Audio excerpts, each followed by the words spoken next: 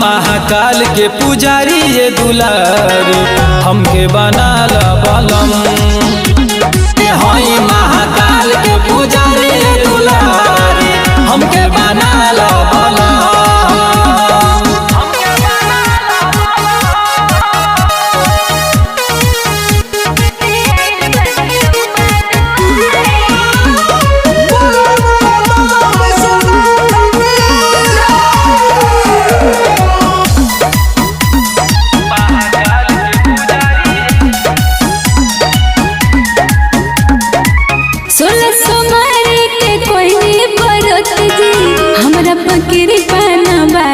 करत जी बारी के चिलम उठैले कवरिया बोलबम बोलत आइले डगरिया।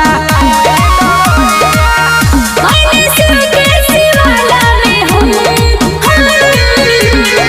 हई महाकाल के पुजारी ये दुलारी हमके बनाला बलम।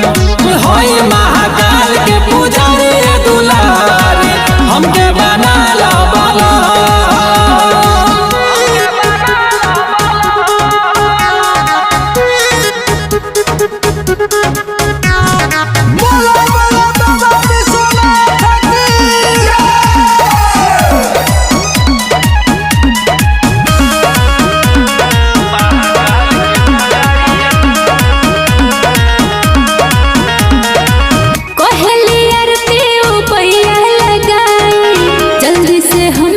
सुहागिन बनाई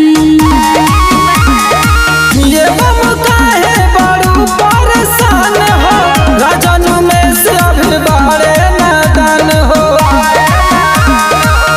बाबा को देने हम पे हई महाकाल के पुजारी ये दुलारी हमके बनाला बलम।